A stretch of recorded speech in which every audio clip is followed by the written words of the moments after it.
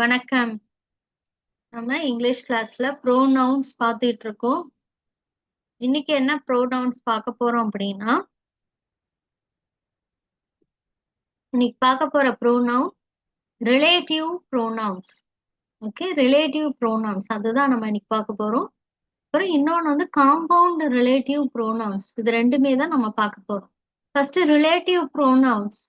அது எதெல்லாம் ரிலேட்டிவ் ப்ரோனவுன்ஸ்னா who, that, whom, whose, which, what இதெல்லாமே என்னதுன்னா ரிலேட்டிவ் ப்ரோனவுன்ஸ். சரிங்களா?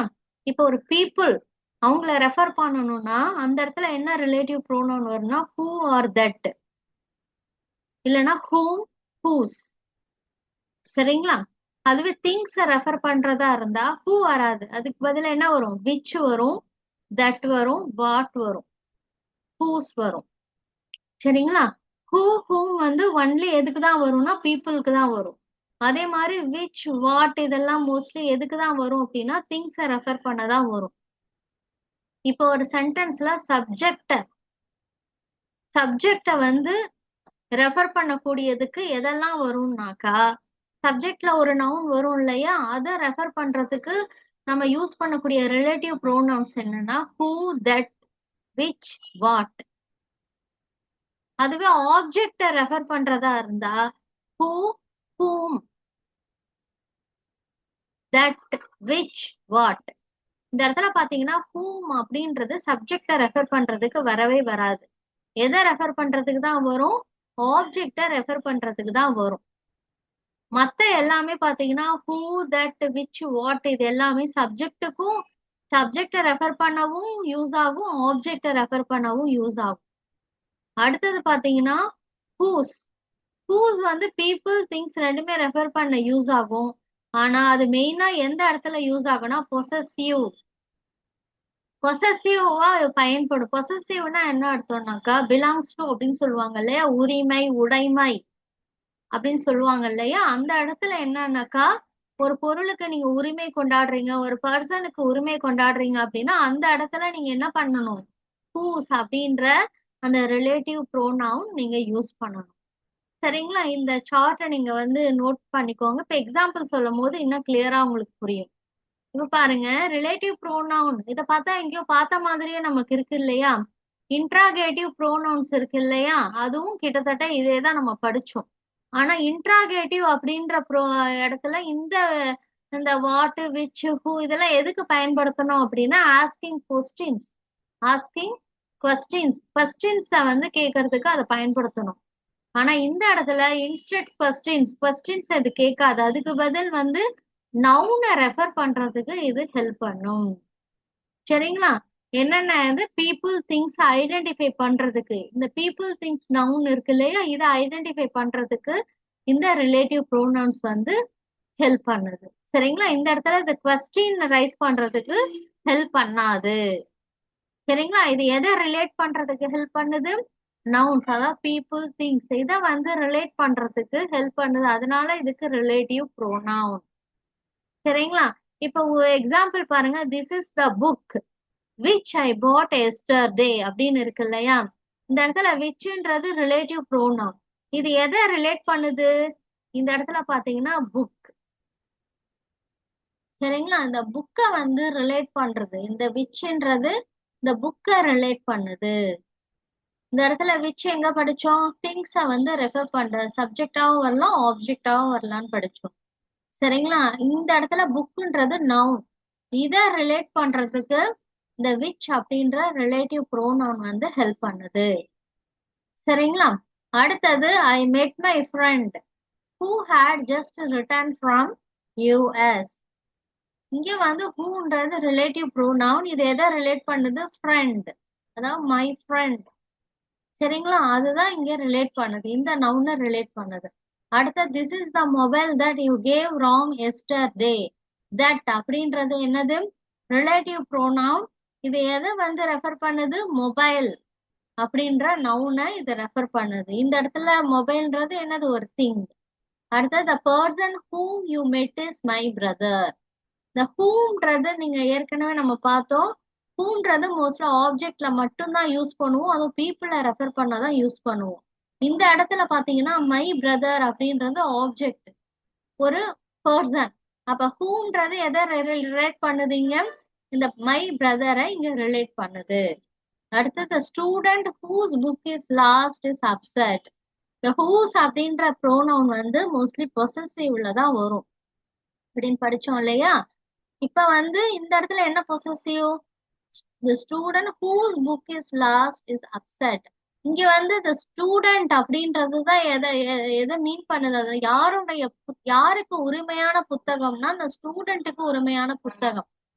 அப்ப இந்த இடத்துல வந்து இந்த ஸ்டூடெண்ட்டை இந்த ஹூஸ் அப்படின்றது ரெஃபர் பண்ணுது. அதாவது உரிமையை சொல்லக்கூடிய இடத்துல இந்த இடத்துல இந்த ஹூஸை வந்து நம்ம பயன்படுத்துறோம். சரிங்களா? அடுத்தது what happened was unexpected. What அப்படின்றது என்னது? சப்ஜெக்ட்லயும் வரும், ஆப்ஜெக்ட்லயும் வரும். இங்க சப்ஜெக்ட்ல வருது. இந்த இடத்துல வாட்ன்றத எதை மீன் பண்ணுதுன்னா இங்க ஏதோ ஒரு thing மறைஞ்சிருக்கு. the thing happened was unexpected. அந்த திங்க தான் என்ன பண்ணுதுன்னா இந்த வாட்ன்றது ரிலேட் பண்ணுது சப்ஜெக்ட்ல. அடுத்து I know what you said. இந்த செட் தான் என்ன பண்ணுதுன்னா இந்த வாட்ன்றது ரிலேட் பண்ணுது. இந்த செட்ன்றது என்னது? ஆப்ஜெக்ட். இங்க வந்து the திங் அப்படின்றது மறைஞ்சிருக்கு. அந்த திங் அப்படின்றது தான் என்னது? இந்த இடத்துல அது மீன் பண்ணுது. சரிங்களா? the thing said, the thing happened, the thing happened அப்படின்றது இங்க சப்ஜெக்ட். the thing saidன்றது என்னது? ஆப்ஜெக்ட். சரிங்களா? இப்ப பாத்தீங்கன்னா the who, whom, which, that, whose, what இதெல்லாம் வந்து எதை ரெஃபர் பண்ணுதுன்னா மெயினா who, whom, people. whichன்றது things or animals. that or whose அப்படின்றது people, things, animals எது வேணா இருக்கலாம்.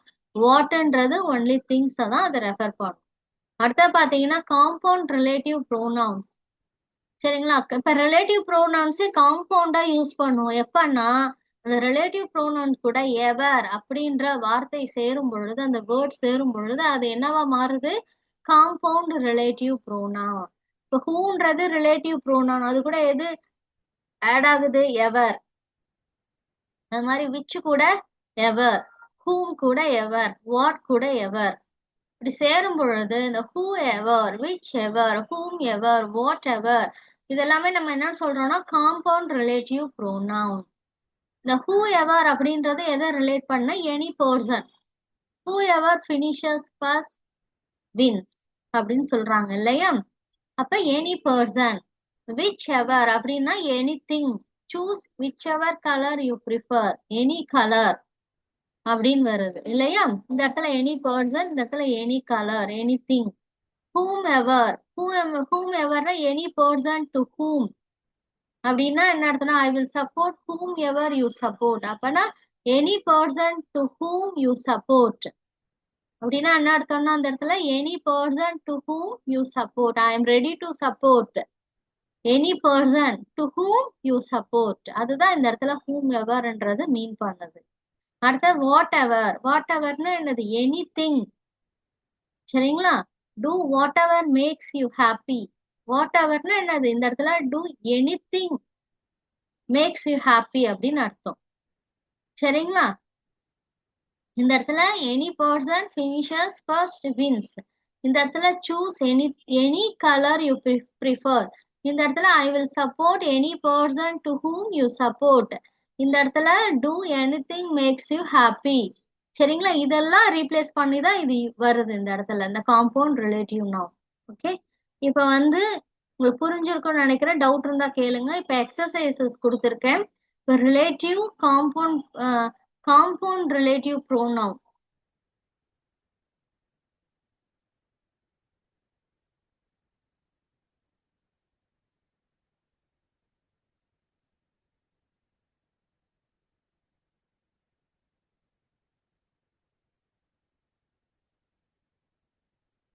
இப்ப இதுக்கான எக்ஸசைஸ் கொடுத்துருக்கேன். இந்த இடத்துல நீங்க என்ன வரும்ன்றத இந்த fill in the blanksல ஃபில் அப் பண்ணி அனுப்பணும். ஹூ வருமா, விச் வருமா, வாட் வருமா, சரிங்களா, ஹூம் வருமா, ஹூஸ் வருமா, இல்லைன்னா காம்பவுண்ட் ரிலேட்டிவ் ப்ரோனவுன் சொன்னோம் இல்லையா, whoever, whichever, whatever, whomever, இதுல எது வரும் அப்படின்றத நீங்க வந்து கரெக்டா ஃபில் அப் பண்ணி அனுப்புங்க. ஆஸ் யூஷுவல் என்ன பண்ணணும், நீங்க ரெக்கார்ட் பண்ணணும்.